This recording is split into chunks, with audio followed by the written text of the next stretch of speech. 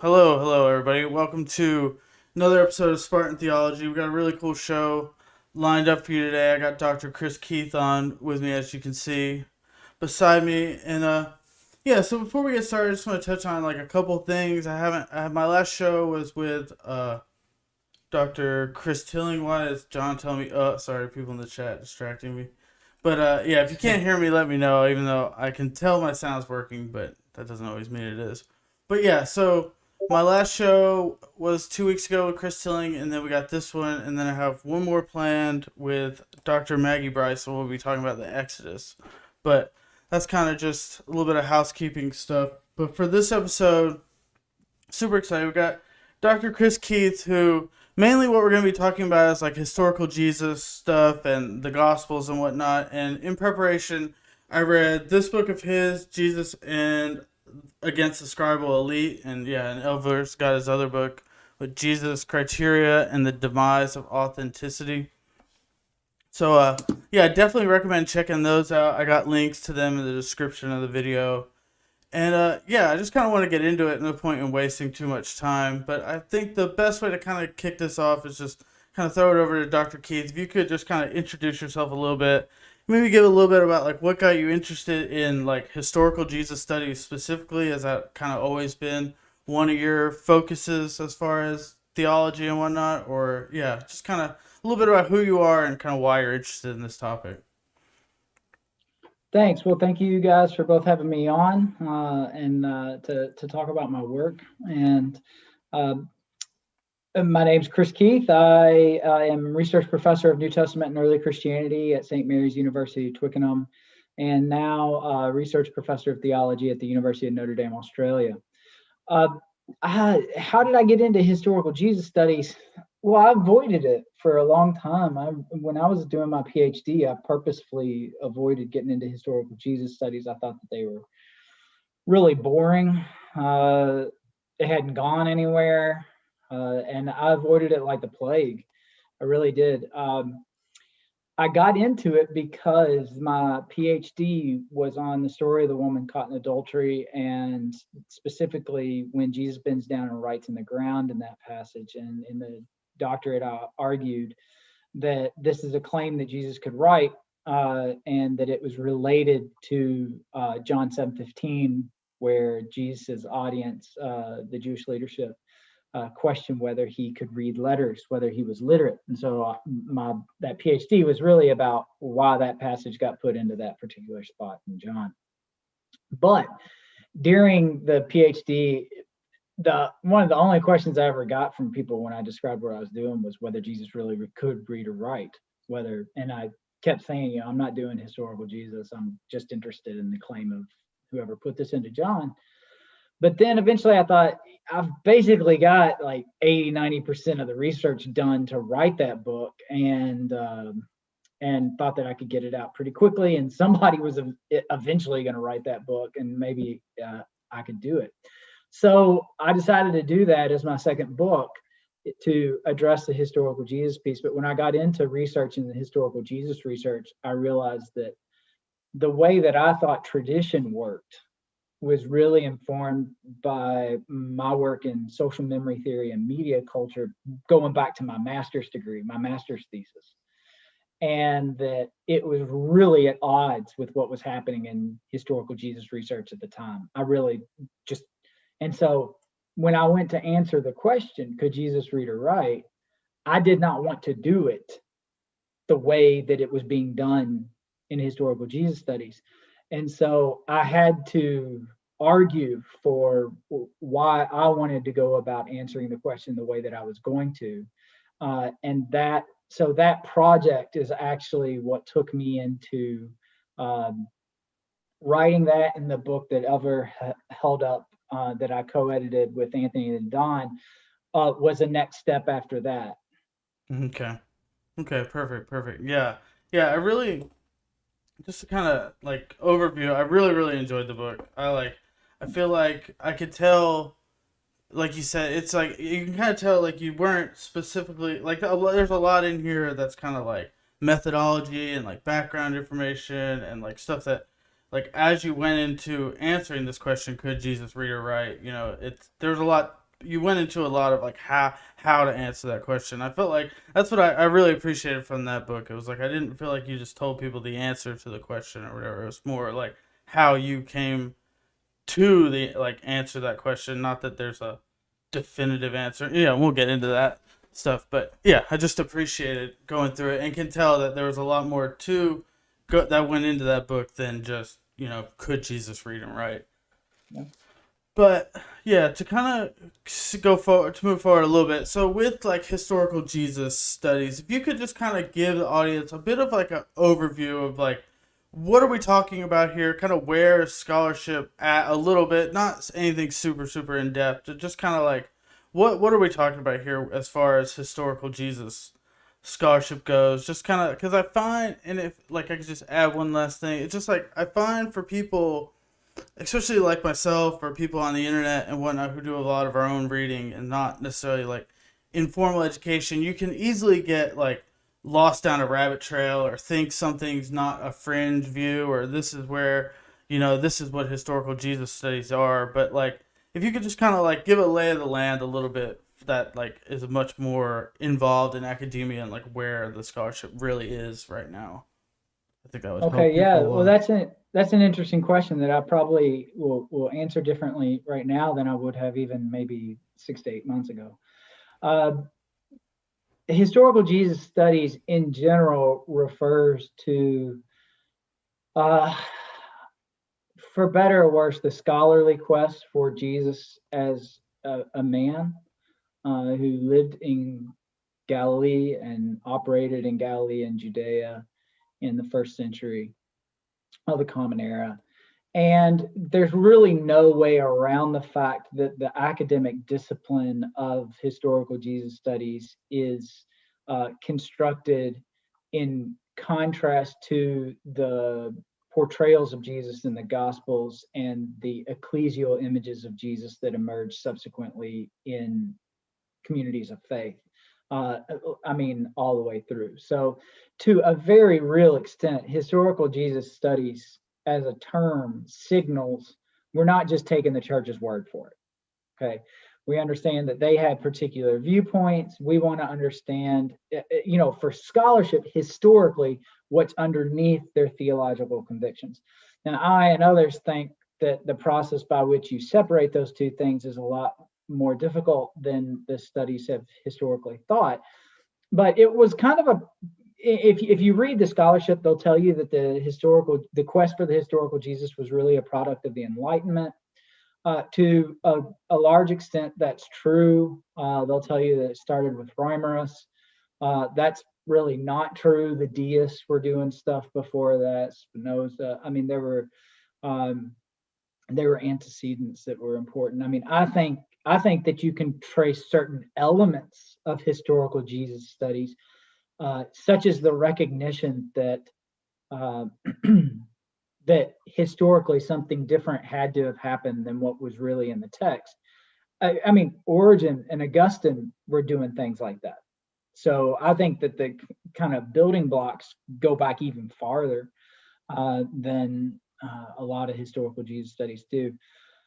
But in general, the quest is saying there was a historical Jesus. He's not the exact same entity as the church's Jesus, And the generative force of the scholarly endeavor comes from the distinction between those two things.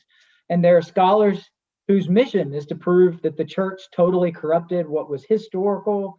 And then there's scholars whose mission is to prove that the church got it entirely right. And, the gospels basically are like, if you were holding a video camera walking around with Jesus.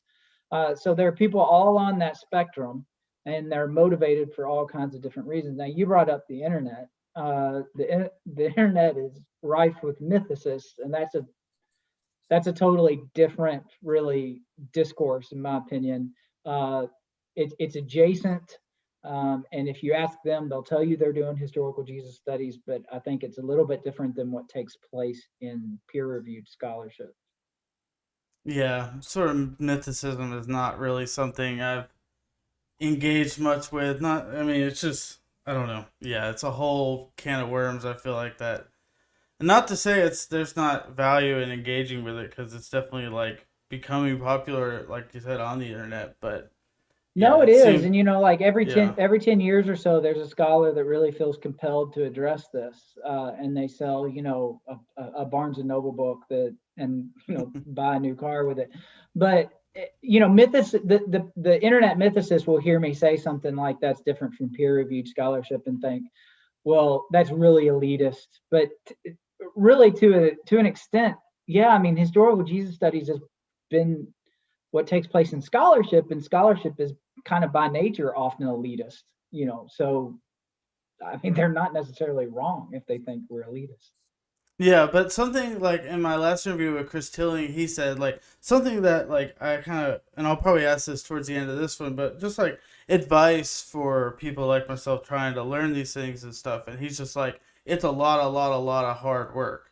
And that kind of like, I mean, the people that put in the hard work are probably the people like yourself that are involved in academia, so like to say, it's different from peer reviewed. I mean, that means it's different from the people that really know what they're talking about. So, I mean, I think, That's like I right. said, yeah, and I not to mean, say like you just make an argument from authority or whatever, but I mean, there's something to be said about people who put a lot of time and effort into these well, topics. yeah, and for some of us, it's lucky or unlucky enough, it's our profession. I mean, I drive a vehicle every day, but that doesn't make me a mechanic. Hmm. So having some facility with it and being able to use it doesn't make you someone who is an expert in that particular area. And I think that could be said by for a lot of things. That being said, having used a vehicle every day, I know a lot about it. It doesn't disqualify the knowledge that you gain, even if you're not an expert. So Yeah, for sure. I don't know what happened to Elvie, or something came up and he's over here running around, but that's fine. I'm sure he'll be back. Um, but so I think we kind of, yeah, as far as like kind of what we're talking about here, like I said, we're this whole like difference between the Jesus of, and this is what's interesting. Before I really got on this topic, I guess, and I'm sure you'll have something to say about this, but like the idea that like you want to say like the Jesus of the Bible or something is how I would have said it, but then like really learning about things, it's like there's not one view in the Bible, and especially that's what like your view points out. Like, like is it Jesus of history versus the Jesus of the Bible? Like, Jesus of the Bible would have to be like three or four different people at times to really make sense. So that's something I don't know. Yeah, if we necessarily want to get into that here, that's just something like as I would have said a little while back. Like that's a difference between historical Jesus studies, but it's more like the Jesus of faith or whatever, I guess, or like the Christ versus like the historical person or whatever is a good way to put it. But yeah, that's just well, like I said, we'll kind of get into that as we go. But I don't know. I think Elvira might have the next question because I'm over here with my ADD brain, like thinking of a million things I want to ask. Yeah, Dr. Keith, I guess just like a broader question, and this might be somewhat philosophical, so just go with it wherever you want. But my question is history transcendent, or does it depend on the existence of social entities? In other words, does history exist throughout existence, or does it begin with the being of highly cognitive Homo sapiens who can have language? You know what I mean? Is it like the sum of the parts, or greater than the sum of the parts? So like ontologically, what is history? So we could kind of frame this whole historical Jesus conversation. Yeah. My goodness, we're jumping straight in the deep end of the pool. Yeah. You know, my honest response to a question like that is, what difference does it make? You know, what we're really talking about when we're talking about historians is what they can access, what they can conceptualize, what they can study and re-articulate. So, you know, whether history exists ontologically as a separate entity from its reception and understanding among human beings, and within a question like that, you know, when does it actually start? You know, we can use labels like prehistory. What does that mean? You know, I mean, that all that means is, and then what comes before, you know? So the real for me as a historian, I mean, it's kind of the historical version of the tree falling in the woods and whether it makes a sound if anybody's around to hear it, which is, what does it matter? Mm-hmm. The only thing that has any meaning to us is what we can hear, what we can access. We might think everything else is really, really interesting. And you know, this does have a role to play in historical Jesus research, because there are people like myself who think, like, you can never get behind the text. You can never go back. You know, when I teach, I talk sometimes about, there was this show. I was a church kid growing up, and there was a show they used to show us called Superbook, where there were these two kids and their little robot, and they'd like go back in time and experience Bible stories, you know, as characters, or as, you know, people in the story. And there are people who think, you know, that historical Jesus research is like that. We're actually going to go back, but I mean, it's a stupid point, but but you have to make it all the time. Like, we can't do, at least yet, we can't do that. The only thing that we can do is survey and analyze what history has gifted us, you know, what's come to us. So I think my response is, you know, at the end of the day, that type of ontological or epistemological distinction makes sense in theory and helps us conceptualize what we're doing as historians. But when it comes to the writing of history, for me at least, it's less relevant than, okay, what evidence do we have? Yeah, and I guess just to hop on that, and I'm pulling more from here. Like, what is historical positivism, and like, why is it bad, and how has historiography moved on, or like filled in the gaps that's left from that assumption? Right. Well, historical positivism in a general sense refers to the conviction that historians can get back to an objective past to find out what really happened. You know, this von Rankin kind of foil, you know, what really happened.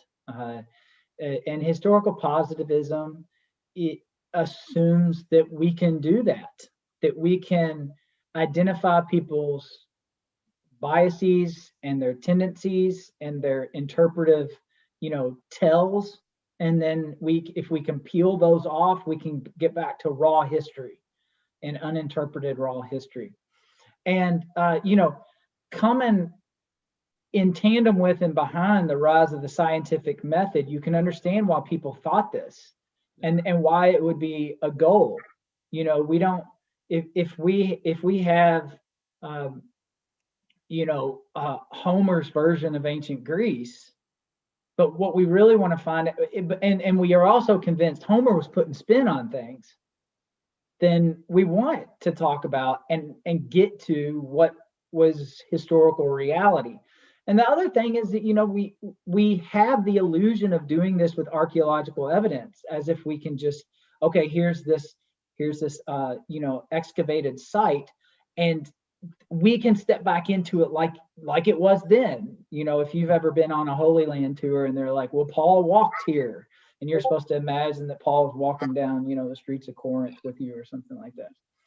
So historical positivism is fed by historians who kind of conceptualize history the way that the scientific method did scientific research, but also it's fed by kind of the illusion of evidence that we can kind of touch and have a touchstone between us and that past that we're after.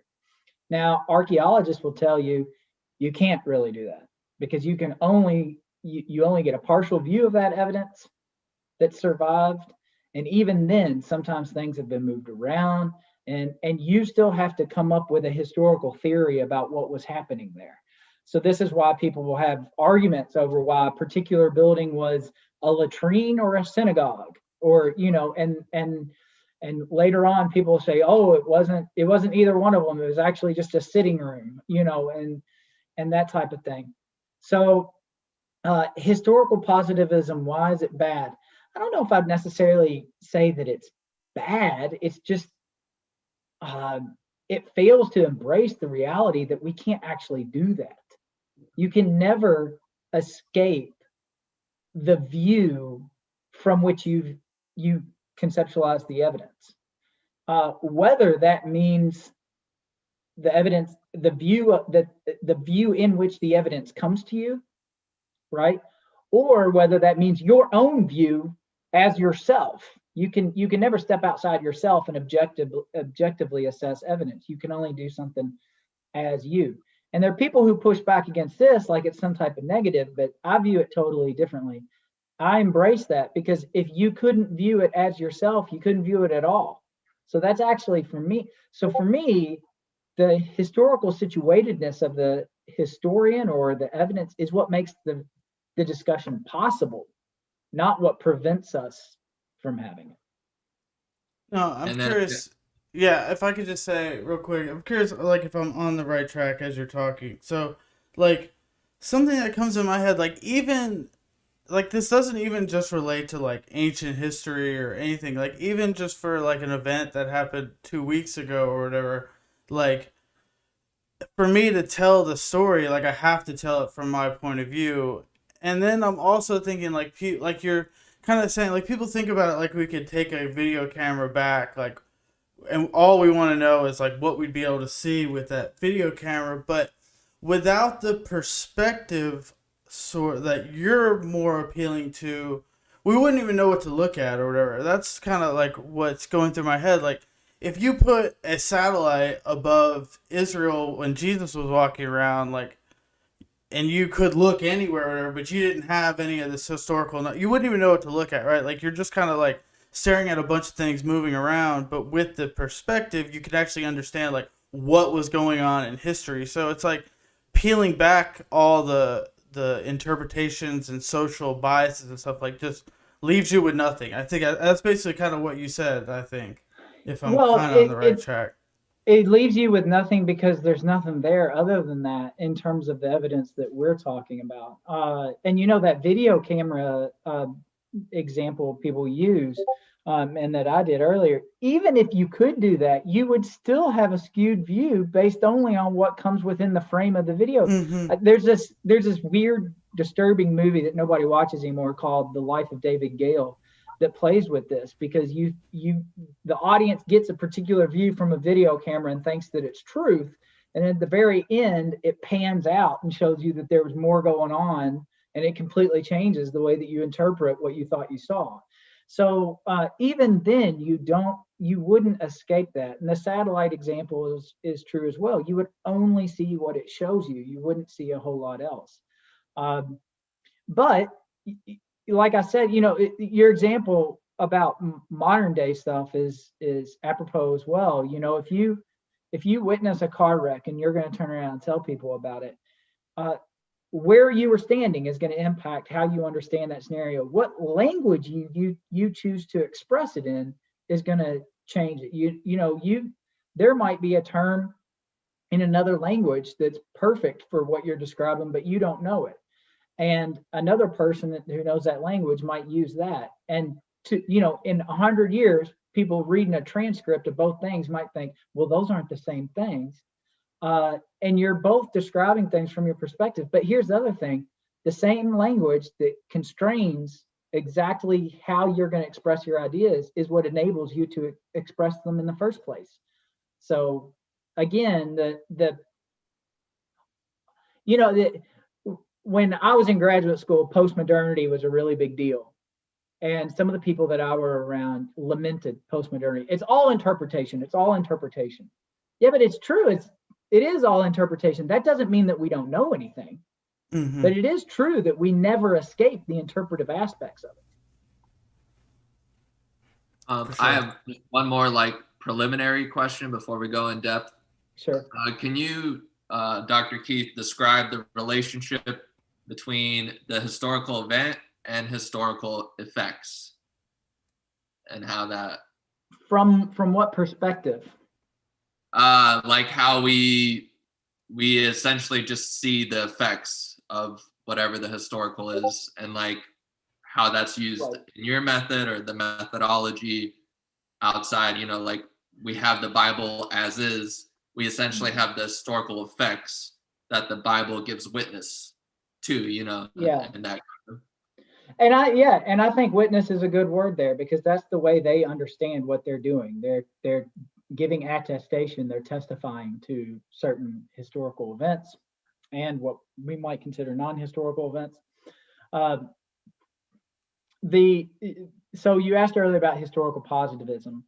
Historical positivism has the assumption that you can move very quickly as a scholar from the effects of the past to the events that cause those effects, and that we can access them, including accessing a historical person like Jesus.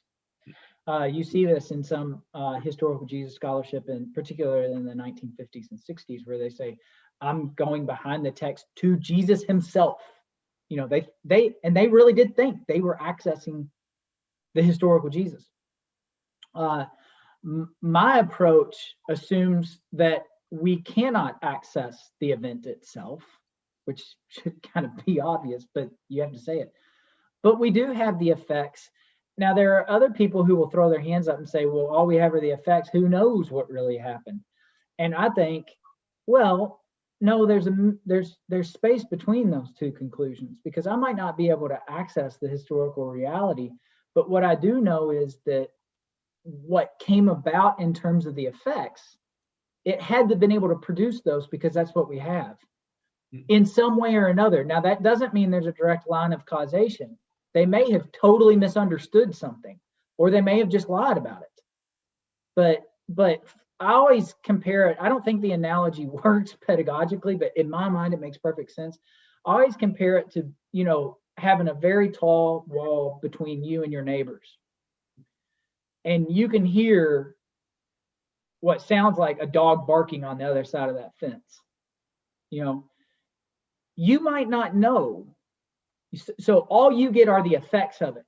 You can receive the effects of it, but you can't get to whatever it is that made those effects. And you may not know whether that's actually a dog over there, or whether it's a recording of a dog that someone's playing, or whether it's a different animal that sounds like a dog, or whether it's a human being who can make their voice sound like a dog. And those might all be legitimate explanations for why you hear what you can hear. But based on what you know about everything going on around it, you can be pretty confident that it's not a whale, right? So even though this is like a stupid example, not being able to know everything is not the same as not being able to know something. Yeah. So I still think the quest for the historical Jesus should go on. I think we should just have a lot of humility about what we can get out of it. For sure. I think you touch on a lot of we're not going to get to what's behind the text, but that doesn't mean the text doesn't tell us things about what actually happened, or what. Yeah, there's a lot of value, and there still is a quest to be pursued, or whatever. There's something we're looking for. Yeah. We can still forward ideas about what that past might have been, we can defend those ideas as better or worse than other ideas. I mean, that's what scholarship is. That's what arguments are. What we can't do is confuse our arguments and even our confidence about what that past was with the idea that we actually know it. For sure. For sure. Yeah, so to kind of like move the conversation forward a little bit too, and you've obviously touched on your like social memory stuff, but I think before we really get into what that is, I think we need to kind of let's clear up a little bit about like what is criteria approach, which is kind of like what came before, and it's still like I don't want to say came before like it's completely gone or anything, but kind of like the approach that you were interacting with when you first like came out with your stuff. So if you could just kind of lay out like what is the criteria approach and kind of a little bit about like form criticism, where it gets a lot of its assumptions from, and just a little bit of that, if you could kind of lay that out for the audience. Yep. Okay. Yeah, just throw your hands up if I get too boring or keep rambling. Okay. Yeah. So for me, you can't understand historical Jesus studies today without understanding form criticism. To a real extent, I don't think you can understand gospel studies today without understanding form criticism, because even today, the majority of gospel scholarship proceeds under form criticism's ideas about what the gospels are. Even when people think that they're not, they often are. It was that successful, it was that impressive, it was that convincing of a theory. And form criticism had a lot of assumptions, but at the core of its assumptions was that the very earliest followers of Jesus were too illiterate and too poor, too unlearned to write the Gospels. They could have never produced it. Plus, they spoke Aramaic, and the Gospels are Greek. So one of the fundamental assumptions of form criticism, we're talking about Martin Debelius and Rudolf Bultmann and Schmidt before them, is that the Gospels as we see them, as we have them, were really products of later believers who weren't Palestinian, but were Hellenistic. So the earliest followers of Jesus probably didn't think he was divine, but these later Hellenistic Christians, they moved in a broad milieu and they knew divine sons of God from the Greek myths and all that stuff. So they believed that. So when you look at the Gospels for form critics, you are looking at a later reworking of earlier material. All right. And that earlier material is closer to the historical Jesus. But the Gospels, as they are shaped, are shot through with the theology of those later Christians. Okay. Now, the pioneers of form criticism in New Testament scholarship, and particularly Rudolf Bultmann, who in my opinion is the greatest New Testament scholar of the 20th century, and there's not a close second. Rudolf Bultmann's History of the Synoptic Tradition, and then in subsequent work as well, he thought the Gospels were so shot through with that later Hellenistic Christology that there's no hopes of getting back to the Jesus that was remembered by the earliest Palestinian Aramaic-speaking Christians. But Bultmann's students thought, no, I think there are little bitty nuggets here and there. They believed what Bultmann said about just how revamped the Gospels were, but they thought there are little nuggets here and there. There are little bitty pieces that have survived that go back to the historical Jesus. And they developed, and then their students developed in earnest the criteria of authenticity in order to recover those little nuggets out of the theology. And the way they framed the whole thing was they really did see it the way that you might think of, a miner sifting through mud to find a nugget of gold.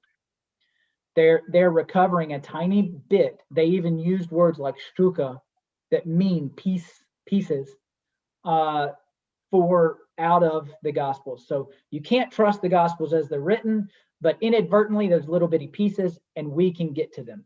And the way that you get to them were the criteria of authenticity, and they all had a certain logical way that they worked. The criterion of embarrassment said, there's no way that the later Christians would have made up certain things because they're too embarrassing. So if they would have been embarrassed about it, that little nugget must have been historically true, historically accurate, or the criterion of dissimilarity that that you can't trust what Jesus came out of, Second Temple Judaism, and you can't trust what came from Jesus, which is the early church. So if you can prove that Jesus' followers didn't invent something, and you can prove that something wasn't circulating in Second Temple Judaism, then if you rule those two out, then that's probably historical Jesus. So what you see are these logical means. I mean, they thought they were logical, of sifting through the Gospels to find little bits. And then you would go build your historical Jesus with whatever bits survive the process. All right. And this was really popular. I mean, it was popular. If you know anything about historical Jesus studies, you know that scholars normally break it down into the first quest, the no quest, the second quest, and the third quest. Well, Bultmann is associated with the no quest, and his students are associated with the second or the new quest. But that way of doing historical Jesus studies, sifting through the Gospels to find little nuggets that are authentic, that lasted up until, I mean, easily up into the 90s. When I was doing my work in the 2000s, it was still, a lot of people would say that's the way you do historical Jesus studies. And I can answer more questions if you want, but suffice to say, I thought that whole system didn't work. I thought just about every assumption that it made along the way was wrong.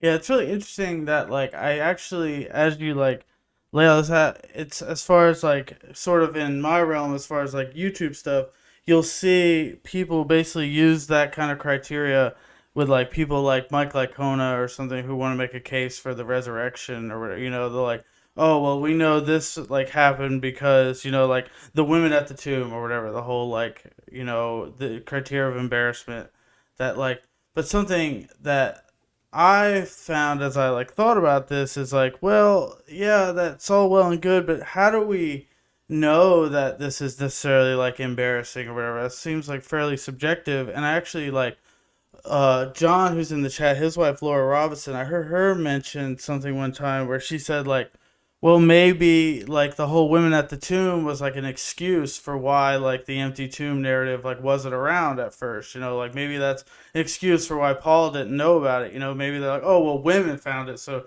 nobody believed him or whatever, and this story just kind of got lost. And like, so who's to say? Like, that's why I think these criteria can be very subjective, and like, how do you? It's weird to like, and then who knows if like also like that something that doesn't fit any of these criteria actually did happen. Like if you think, I always think about that too. Like if you think about what you actually did during a day or whatever, it was probably the most unlikely. Like it doesn't fit any of the criteria of history or what you actually did most of the time. So I think I definitely resonated a lot with your criticisms of the criteria approach.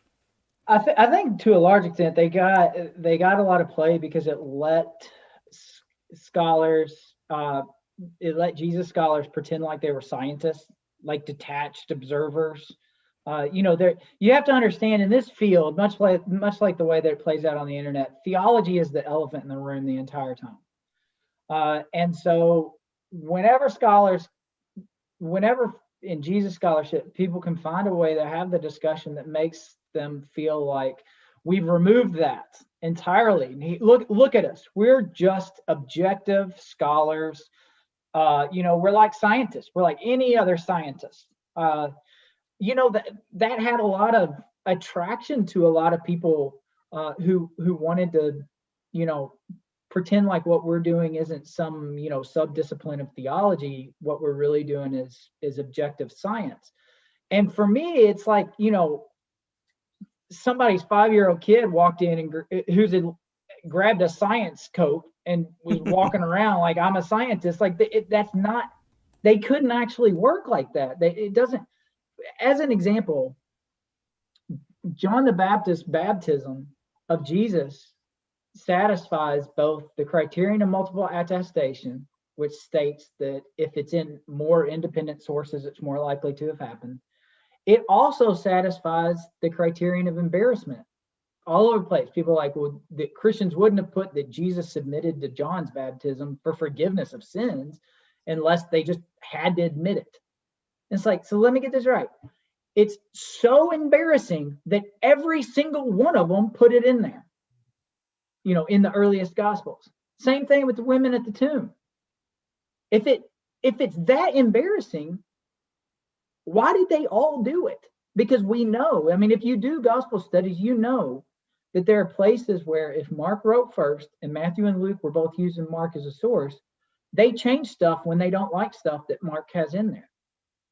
So they're thoroughly capable of removing something that they don't like. And then that doesn't even deal with, and then I'll shut up. I'm sorry, I can go on and on. No. I'm really enjoying this. It doesn't even deal with the fact that whether they were embarrassed about it or not has nothing to do with whether it really happened. People are embarrassed about things that you could make up a lot. We could all remember people we went to like middle school or high school with who had some embarrassing thing about them. We don't know whether that really happened or not, but they could still be embarrassed about the fact that a rumor, you can be embarrassed about something that's not true. And furthermore, something that might be embarrassing to one person might not be embarrassing at all to another. The thing that on the criterion of embarrassment that I always come back to is the way that Paul does this. He outright admits that everybody else thinks it's embarrassing, but it's not embarrassing to him. It's a point of pride. He knows that he should be embarrassed about it, but he's not. So they had strategies for dealing with things that they were embarrassed by. Yeah, and the last point I want to make about the whole criteria thing is that, also, and I think I've heard you say this maybe it was someone, but basically the resurrection fits with it's in multiple sources and stuff, but nobody's well, we know the resurrection is a historical event or yeah. That's what I have said that. There's nothing that's more multiply attested in early Christianity than Jesus' resurrection. And I don't know anybody that goes around saying, I believe in the resurrection, because it's in all these independent sources. Well, some YouTube apologists might say that, but yeah. Yeah, I can throw it over to Elver, though. I think he's probably got the next one. I was just curious, were you able to read the response to your authenticity book, and what are your opinions? I have not read that book. Okay. I've read an early draft of the chapter that was written against me, and I had some initial conversations with the author where I said I don't think you've understood my argument. I don't think that you've represented accurately what my argument is. And the last draft that I saw of that chapter still, I thought, was purposefully misrepresenting my work. And I'm not convinced that the author really understood Bultmann's students and what they were saying.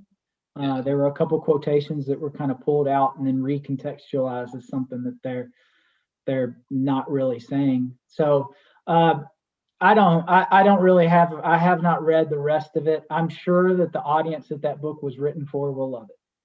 Yeah, but in terms of rehabilitating the criteria of authenticity, you're not. You wouldn't. I haven't changed my opinion on the criteria of authenticity. Cool. So I think best bet from here is to kind of give an overview of your positive case. Now we've kind of talked about the criteria approach and the issues there, and you've definitely mentioned some of what you're getting, but if you could kind of spell out your social memory approach and how this differs, but not so much just differs, but what is the positive case that you're actually putting forward with this approach, and how are the assumptions different from the assumptions that the criteria approach had? Well, I guess I could take it a couple different ways. One is to say that I think that the criteria of authenticity remove the scholar's role in making decisions and defending decisions. It's kind of oh, well, if I can just run it through this gamut of exercises, then at the end of it, it just proves or disproves. But since that's not the way the decision, that's not the way historical evidence works. It's not the way historical arguments work. Because there's no way to sanitize or otherwise, the past like that. And so for me, I view my work as reclaiming the scholar's role of using appropriate historical imagination. I mean, that's the thing that I really didn't like about criteria of authenticity work. It's just there's no imagination about the fact that, history unfolds in weird ways. People do things for all kinds of different reasons, and we have to hold in mind all the different possibilities and all the things that we don't know. I mean, as one example, what we thought was possible among Jewish thought in the Second Temple period radically changed after the Dead Sea Scrolls were discovered. If you look at, for example, the scholarship on the Gospel of John, I am coming back to the question you asked, but if you look at scholarship on the Gospel of John, they looked at all the dualism in the Gospel of John, which the synoptics don't have, and said, oh, well, John must have been a Gnostic because that's the only circles we know that really talk about that. Or he must have been in mystery cults because that's the only places that talk like John. And then all of a sudden the Dead Sea Scrolls get discovered and they're like, no, Jews talk, there were at least some Jews who talk like this all the time. And so what we historically imagine even could have been the case is a really important factor that I want to recover, the appropriate usage of historical imagination. So the positive case that I make theory, social memory theory, in my opinion, demonstrates conclusively that you cannot separate the actual past and the past as it's been received. You can't do with what historical positivists thought they could do. The only thing that we have is the interpretations. All right. So the question then becomes, what do you do with that? And I think that one question that we can ask in historical Jesus research is, what type of Jesus would have produced these interpretations of him? So you read Jesus Against the Scribal Elite in that book. One of the things that I point out is Mark and Luke seem to have a real disagreement over whether Jesus was a qualified synagogue teacher. Now, under the criteria of authenticity, what you would do is take each of those traditions, you run it through the gamut of criteria, and whichever one proved to be authentic, that's the historical Jesus. And my approach is radically different. I want to say, all right, what type of historical Jesus? Obviously, they disagree. What type of historical Jesus would have produced this disagreement, and under what circumstances? So in that whole book, I lay out an argument. Here's how Jesus could have not held scribal literacy, but under some conditions, some people might have come to think that he did. And so how do we account for what they did think, instead of how do we dismiss what they think and try to recover objective reality? So my approach is really that I want to explain to the degree that we can, and I think that's an important caveat. We need to admit that we just don't get answers on a lot of questions that we have, but we can get answers on some of them. And for me, the best way is to put forward theories about how the historical Jesus and what happened in his life could have produced the interpretations of him that we do have access to. Yeah, that makes total sense. I think that's like important to touch on. Like, the conclusion you come to in this book is like that like Jesus was the type, like, you do conclude that you don't think that he was a part of the scribal elite and like probably couldn't Correct. read and write, but he did things like the way he taught led people to like be confused. It's kind of like the easy way, like to not be so sure which side of the line he was necessarily on. And with the criteria approach, you really, like, if using that, you would come to one conclusion or the other. You would just say, no, Jesus couldn't write or whatever. So it seems to me like your conclusion seems much more valuable, especially like as a Christian, to like understand who Jesus was than just like, I mean, to be quite honest, I don't really care all that much. Like, could Jesus write, or like just that simple answer, that simple question or whatever? It doesn't really matter. But like what people thought about it, especially the gospel authors, that matters a lot. Like, why did they think these different things? And that's what I think your kind of approach gets us more towards, and less towards just like these scientific answers to these questions. Right. So under a previous way of doing historical Jesus studies, let's assume for the sake of the argument that I'm right. And rest assured, there are lots of people who don't think that I'm right. But let's assume for the sake of the argument that I am, and that Mark is historically more accurate in the sense that Jesus probably was not a qualified synagogue teacher. All right. He got rejected in his hometown because that's not what he's supposed to be doing. And so Luke is wrong that Jesus was a recognized synagogue teacher who did it all the time. All right, that's what my argument is.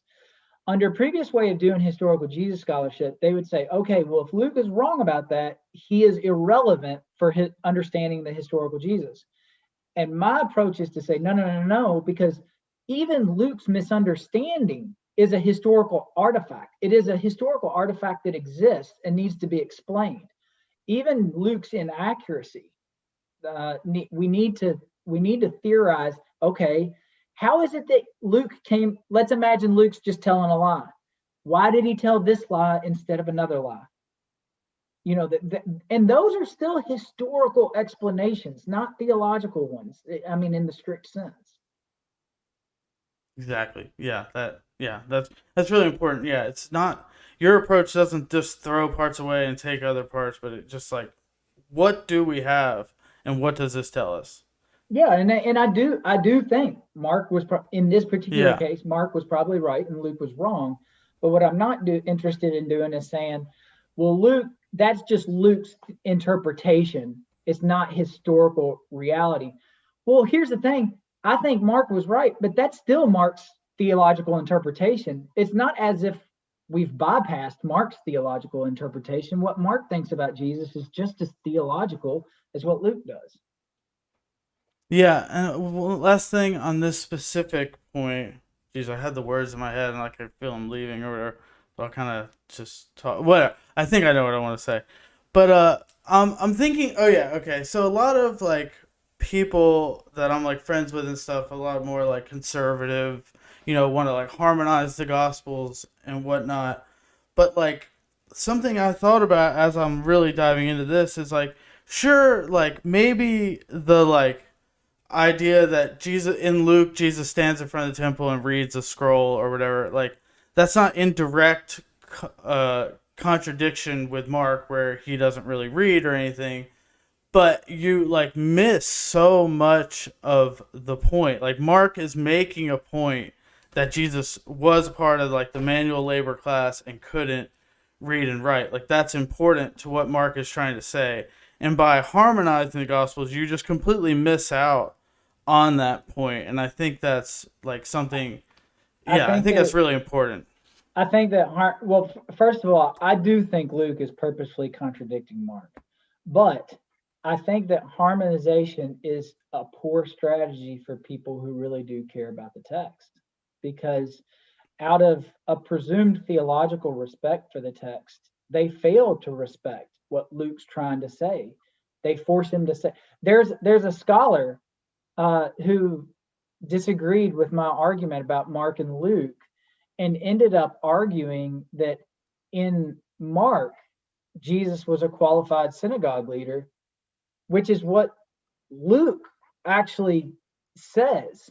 And this is somebody who at the time at least was at a university or a higher education context where they had to affirm inerrancy. So it was easy to see that they were trying to make the text agree. And I thought, well, yeah, but at the end of the day, you make them say something that neither Mark nor Luke says. Do you really want to let Mark speak for himself? Do you want to let Luke speak for themselves? I don't think there's any way around the fact that at times gospel authors not only disagree with each other, but they mean to disagree with each other. Yeah, you actually made the point. It was, yeah, I thought I had it marked, but I don't. But whatever. Yeah, you made it like it's just like it seems so. When I read like your work and scholarly work, it's just like you have to look at it this way. Like as soon as you start harmonizing, you can't. This like your whole argument in this book. Like if you want to harmonize gospels and like this doesn't make any sense. Like you can just basically have to go with, like basically it seems actually like you have to just go with Luke and say he could read because you can't both like can read and can't read or but you could like it just doesn't make any sense. And I think it's really like understanding how much we can actually learn about history by looking at it this way is really important. It's not like, oh, I just don't, like some people want to say, oh, you just don't want to like take the Bible for what it says or whatever. But like, oh, well, if you say what it says, then like it's saying two different things or maybe three or That's four right. different things or whatever. It just is. That's right. That's right. And I think that um, to get slightly theological, I think that it's an odd move for people who say they really care about the text to force the text to be what you want it to be instead of submitting to what the text is. I mean, there's a term for it, it's bibliolatry. But but I think too, a lot of times it's not necessarily that people are approaching the whole thing on those terms.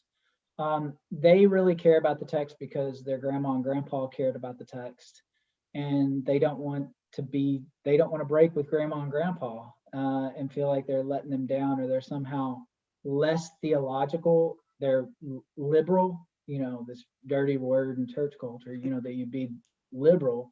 But I'll tell you this, among those of us who grew up church kids and then went into New Testament scholarship, you inevitably reach a point where you say, okay, if I'm going to be true to the text in the sense of letting the text speak for itself and not forcing it to say what I want it to say, then I need to come to grips with the fact that the text is telling me a whole lot of things that grandma and grandpa not only don't want to hear, but didn't know. I mean, there's a lot of, that's how you get people like prominent Christian leaders defending slavery on nightly news, is because they have a commitment to the text as an idea, but not to the text as it really has come to us.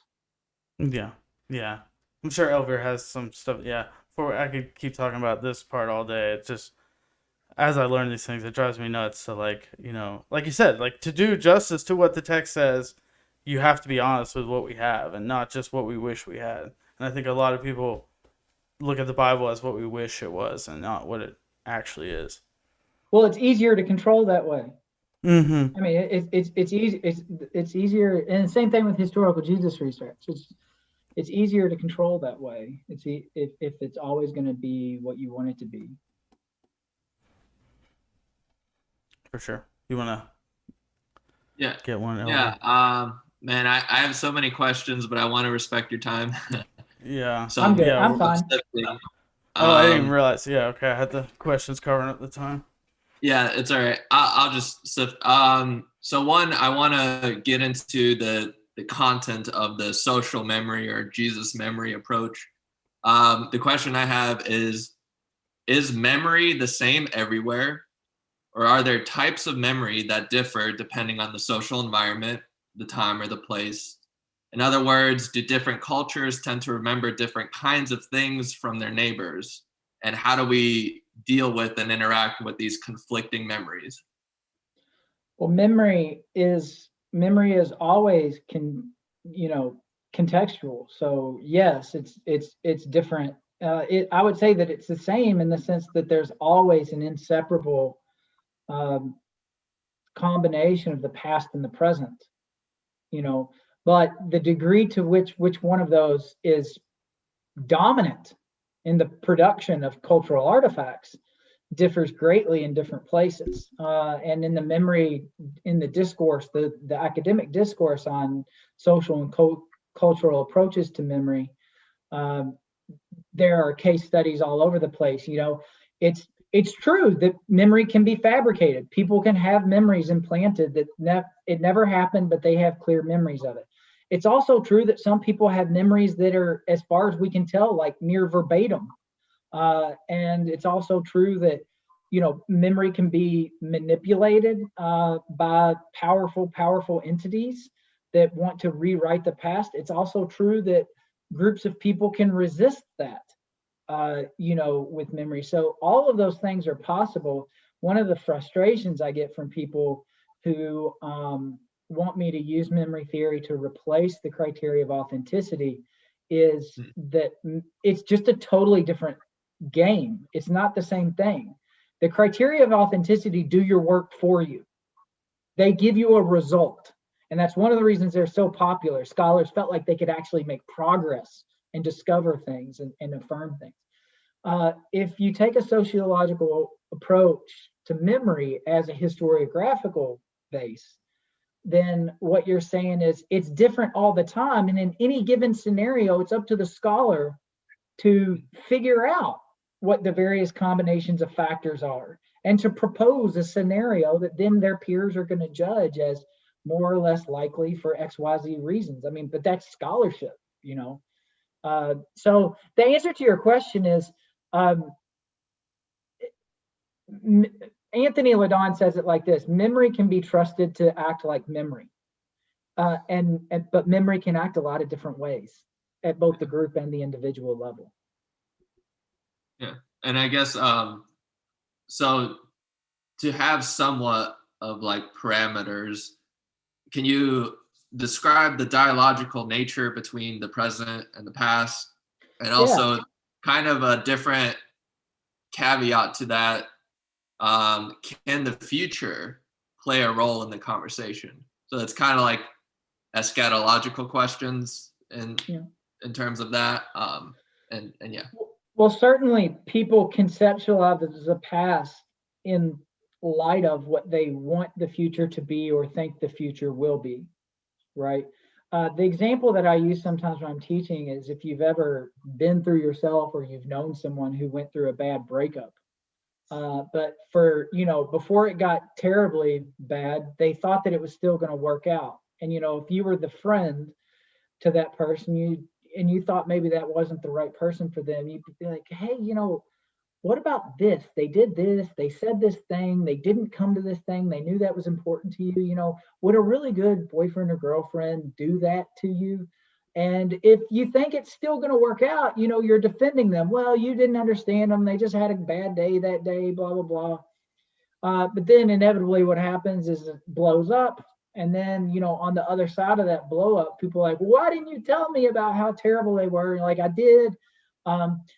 What actually happened in the past never changed. But your present circumstances did change. And therefore, it changed the way you viewed what we might call what was really happening, right? And so that, I think, gives a good illustration that the past is always viewed from the perspective of the future and on behalf of the future. You're always using the past to come to grips with the present. And it's why, some of the most interesting memory research is on people who have severe traumas and they block it out and they can't remember anything. And it's because they can't come to grips with the present in light of that past. And so they just get frozen until therapy or whatever helps them process it. But what social memory theory, and we have to remember, we're not talking about what's happening inside somebody's brain when we talk about social and collective memory. What we're talking about is the way that social influences affect the way you view the past. So since the past is always generated or at least understood from the position of the present, what's happening in the present really matters. So if we go back to the earlier discussion that we had about form criticism, their whole goal was to abandon the present circumstances in which the Gospels were written. They wanted to do away with those theologies in order to get back to the past, right? Social memory theory turns the whole thing on its head and says the only way that past survives at all is through the conceptualization of it in the present. So you don't want to escape that present. You want to understand it so that you can understand what it's doing with the past. And for what it's worth, you don't need social memory theory in order to have that understanding of tradition. Yeah. Edward Shills didn't have it. Gadamer didn't have it. You can you can understand that without that. But social memory theory just gives an architectural framework to it. Awesome. So I guess as we wrap up, I have a few questions in the chat if we can hit those, and then we can wrap up. But first, I have time if you want to go on. Okay. Well, then if you want to go on these for a little while, then yeah, we'll see. We'll go with these and see what comes about it. But Apocalypse here, who is Laura Robinson's husband. I don't know if you're familiar with her. I think you are. Yeah, I'm a big fan of Laura Robinson. Yeah, so she congratulations, said, Apocalypse, yeah, here she on was, marrying a wonderful New Testament scholar. yeah. He asked, how does Dr. Keith see the earliest relevant material we have, Paul's authentic text, helpfully fitting into the discussions about the historical Jesus? So yeah, so he's a real Paul scholar. So he's kind of since they're earlier than the Gospels, how do we kind of look at those in relation to historical Jesus stuff? Well, obviously they need to be included, but the truth also is that Paul has very, very little interest in the historical circumstances of Jesus' life. I mean, he has surprisingly more than a lot of people think that he does. He has the upper room tradition. He has concepts of resurrection. What exactly he means by that is up for debate. He even has the idea that Jesus was born of a woman. So we can say that Paul, as far as we know, has no concept of the virgin birth or anything like that. He doesn't say that anyway. He seems to think that Jesus was born under normal circumstances. And so all that information fits in. And it's actually a really good example of the fact that Paul's view of Jesus' past is always predicated upon what he's trying to do with it in the present, in the epistolary present in his cases. Paul is not at all interested in separating knowledge about who Jesus was from knowledge about who Jesus is to him right here, right now. And that doesn't mean that we as scholars can't conceptualize the distinction between those two things, but we do have to understand that our sources don't separate them that way. Well, I mean, I need to explain. It gets tricky here. Paul obviously had, much like the Gospel of John, in all the Gospels, Paul has a concept of Jesus in his earthly existence versus Jesus, the Christ in the present of the church, right? But he does not separate those as two separate entities the way that historical Jesus scholars do. If that makes sense. Yeah, that totally makes sense. Yeah, and as you were mentioning Gospel of John, I remembered something that he said, "What a fabulous answer!" So you got approval. I took it from Laura. Yeah, we'll assume she. I do think very highly of Laura. Nice. Yeah, and something I thought about as you were talking. Yeah, you mentioned another interview about like how in I think it's Matthew or whatever, how Simon carries the cross or whatever, or maybe it's whatever. I'm like losing my train of thought as we're talking, but it starts with Mark. It starts with Mark. Okay, yeah. So and he carries the cross, but in John, like it doesn't say that.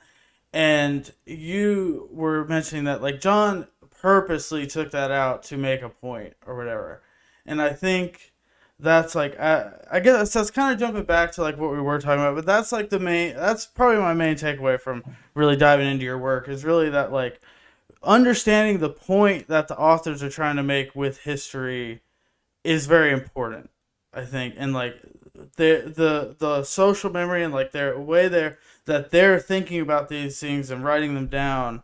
It's less to do with what actually happened like ontologically with a video camera or whatever, because we just don't have access to that. So what can we know about like what they were trying to say? I think I'm kind of like losing my train of thought as I'm talking. So, but yeah. Well, the thing is, they don't view what we would conceptualize as what really happened as the barometer of historical truth or the thermometer of historical truth, whatever scientific metaphor you want to use.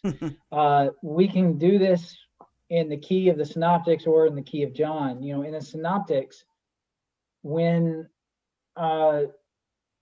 Peter betrayed Jesus, right?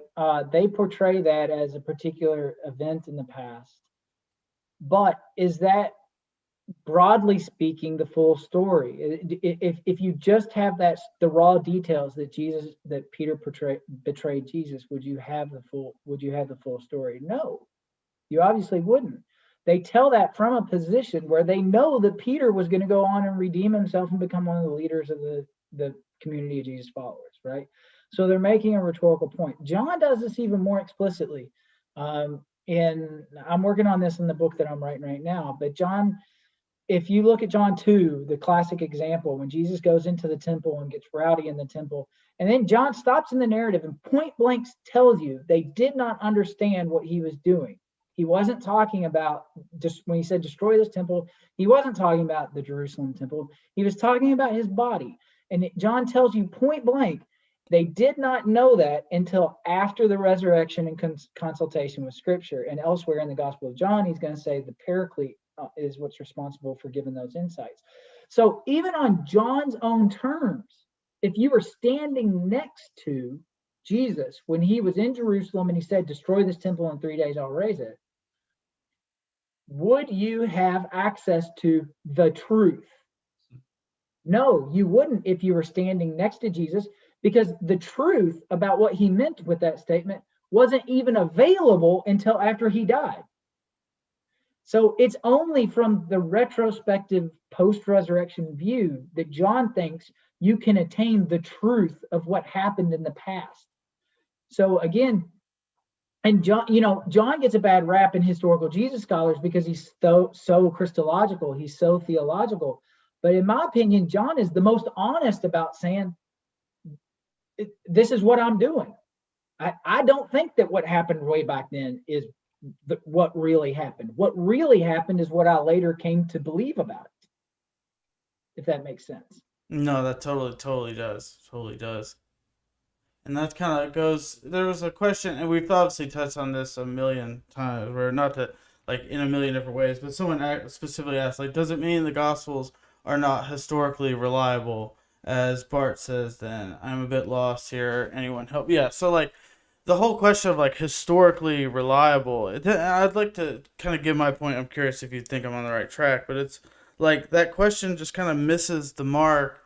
And really, like, they're historically reliable in the sense that they give us an insight into what people were thinking, and, like, we can kind of make sense of what was more than likely going on based on what the people say and, like, what they're thinking about. Like, the fact that all the Gospels talk about Jesus being a teacher, like, we can understand that, yes, he was probably a teacher or whatever, but, like, we know that because that's what they're thinking about, and that's what, like, especially, like, and like your book, this one, like, we know it was important what type of teacher Jesus was.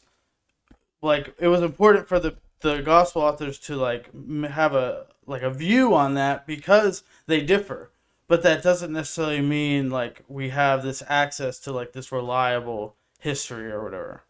If that makes sense, I think. No, I think that's a pretty good explanation, Ethan.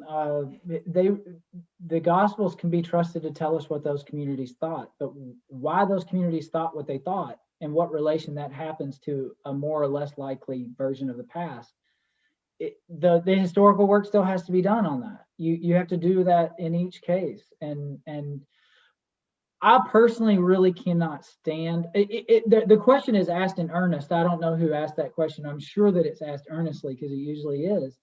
I don't like the terms reliable, historical reliability, because what ends up happening is that people think, and this is evangelical scholars especially, put the criteria of authenticity precisely to this use. They only ever used it to prove authenticity. And if you look at the history of research, the people who designed that, specifically people like Ernst Käsemann, Gunther Bornkamm, Ferdinand Hahn, Norman Perrin, they assumed, because Rudolf Bultmann taught them this, that the Gospels were totally unreliable. And they used the criteria of, Ernst Käsemann says this explicitly, that form criticism has proven that the Gospels can't be relied upon. But they thought they could nevertheless get a couple of those nuggets out, right? And so in its evangelical inflection, when people use the criteria of authenticity, I mean, lo and behold, it only ever proves authenticity. And you have people who will say point blank as a methodological issue, criteria of authenticity can only prove authenticity. It can't prove inauthenticity. And it's like, well, isn't that rigging the game just a little bit? Do you think that the rest of us don't see what you're doing? But also, in terms of the history of research, that's totally wrong. The people who designed those tools assumed that the text was inauthentic, but that there were little slivers of it, there were little nuggets, there were strucco that they could recover. But the reason that I really don't like the concept of reliability is that people end up using it to say, okay, if I can prove this one part of the Gospels is true, then I can apply that conviction to another part that I can't prove. It's just not a zero-sum game. If Mark is totally right about Jesus being kicked out of the synagogue in Nazareth, like I think he is, it doesn't prove that the resurrection really happened. And if Luke is totally wrong about Jesus in the synagogue in Nazareth, as I think that he is in terms of whether he could read or write, it doesn't prove that there was never a Quirinius that had a census. It's just that these are different types of questions.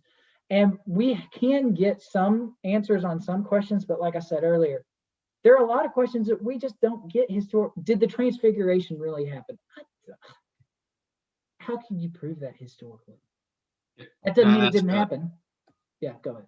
Can I ask a question? Yeah, You're good. What's the role of story or narrative, and why is narrative framework so suspicious when it comes to history or historical construction? How does story work with memory, and how communities conceptualize identity through memory, through the stories that they pass on? And Yeah, in terms of what I would call the new historiography in Jesus studies, narrative is not a negative thing. It is a fundamental way that humans come to grips with reality, is through story and through borrowing stories that previous stories. This plays out in Jesus scholarship because people will be like, well, look at Luke, he's borrowing from the Elijah and Elisha cycle in order to think about Jesus. Mm-hmm. So therefore that couldn't have happened. Well, maybe, but you're going to tell me that nobody knew the Elijah and Elisha stories in the time of Jesus? Maybe somebody thought of that then. I have a hard time believing that if many people, as many people view Jesus as an apocalyptic figure in his own time as they think they did, that they didn't apply previous apocalyptic or prophetic, I didn't mean apocalyptic, prophetic figure in his own time, that they didn't apply previous prophetic frameworks to him, because that's a fundamental way that we come to grips with the past. I mean, one of the struggles of the recent political moment is that everybody's struggling for how to conceptualize what's going on in terms of what's always happened before in American history, and there are few precedents for what's really happening. But my only point there is we naturally always look to previous stories that we know in order to come to grips with new information, because that's the way human knowledge accumulates and functions.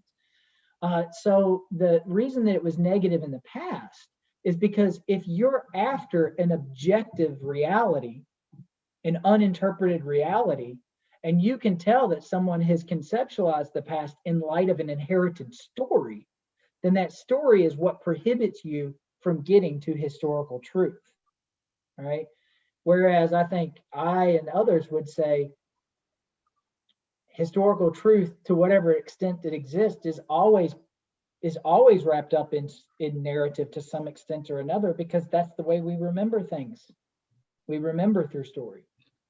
Is it that idea of when you watch a crime show or something, and it's like a dramatization of real events, or based off a true story or something, sort of. There's always the sociologist Barry Schwartz has this great saying that I always really like. He says, John F. Kennedy being born in Boston ideologically connects him to the Boston Tea Party. Right? There's a symbolic significance to that. But it doesn't mean that John F. Kennedy wasn't really born in Boston. Right? So what is historical reality in terms of what we can access or come to understand is different from what symbolic significance might emerge from those facts. It neither proves that they happened nor proves that they didn't happen. It just proves that this is how we came to understand the past. The historical question is not, are you using story in order to understand the past? The question is, why are you using this story? You know, I in the book I wrote before Jesus Against the Scribal Elite, I point out that nobody thinks Jesus was a sailor or an astronaut. And there's a reason, right? His life did not, whatever really happened in his life, it did not initiate and sustain those versions of him. Even if somebody wanted to come along and say, well, Jesus was actually a sailor, they could come along and tell other lies that people would believe. So the question isn't, why did they tell this story? Or the question isn't, did they tell stories? It's, why did they tell the stories that they did? Does that make, am I answering your question there, Elder? Yeah, I'm curious how, like, this, like you said, like, Jesus wasn't a sailor or they could tell lies, but it's also, like, as you're saying, I'm thinking, like, you could probably tell a story that, like, Jesus was, like, a chef or something because maybe he cooked 5 times in his life or whatever, and if you wrote a book where all you wrote about were these 5 times he cooked or whatever, you know, like, you wouldn't even have to necessarily tell lies, but you wouldn't be, like, portraying the history in a way that, like, matters at all because it wasn't, like, what, I don't know, maybe I'm off track, but no, you're on track, and it connects to something Elver asked earlier about the connection between the past and its impact, right? The reason that story, if you wrote a book about Jesus being a chef, or about Jesus going to the bathroom, or about Jesus falling asleep, and it never gained traction, even though on a historical level, inevitably he had to have eaten, he had to have gone to the bathroom, he had to have slept. A whole book about that is not going to gain traction because it doesn't square with the historical impact of his life. So what you have to come to grips with is the historical impact of his life. And again, that doesn't prove that all of that stuff happened any more than it does it prove that none of it did. But it does say this is what responsible historiography looks like. We have to explain why they thought what they did. If we want to speculate about other things, that's fair game. Do you, like, want to keep, like, psychologizing out of it? Like, you have the story and you, like, do you put yourself in that story? Like I think of sermons, you know, like whenever a pastor expounds on a story, it's very, like, they assume feelings and emotions. And, you know, it's like, I bet when Jesus saw the adultering woman, he just felt this or that. And it's not there in the text, but, like, it moves the audience more. Does that make sense? Like, how does the psychologizing fit or shouldn't fit? Or do you understand the question? I think so. I'll say that I think that, if I can rephrase it, I think there's a certain level of historical imagination that's required in historical work, and that the good historian is the one who uses their historical imagination appropriately and in line with what they've done the work, and they know the limits of what we know and don't know about the ancient world, and then they allow themselves to imaginatively enter into the historical possibilities and then argue for one version over the other. So I think that's required. The type of psychological pairing that you're talking about right there, I'm a little skeptical of, because it's so easily abused, and a lot of the pastors that do that, first of all, people do like this. I just don't like being emotionally manipulated into something. And I especially don't like when they use Jesus to do it. And if they're willing to try to play on your emotions with Jesus from the pulpit, they're doing it elsewhere too. And that bothers me. I think I've been in churches long enough to see that go bad, that I think that pastors should try not to do that. The other reason I'll tell you is that, as someone who grew up in the church, continues to attend church, my wife and I are very involved at our church, and I speak when I'm asked to in places. One of the most profound things personally that happened to me was when I realized that, if you grow up in the church, you always hear people say, I'm just like Peter. You're supposed to imagine yourself as the disciples, right? And everybody's like, I'm just like Peter. It's like, yeah, Mark's kind of written so that you identify with Peter. There's been like a bunch of monographs on that. So, but one of the things that I realized is that if I have a role in the Gospels, it's the scribes and the Pharisees. A trained religious scholar who knows the text, can read it at a level that everybody else can't, has learned discussions about the meaning of the text with other people, debates, controversies, gets to excuse themselves from normal life at times just to sit and study. That's what I do.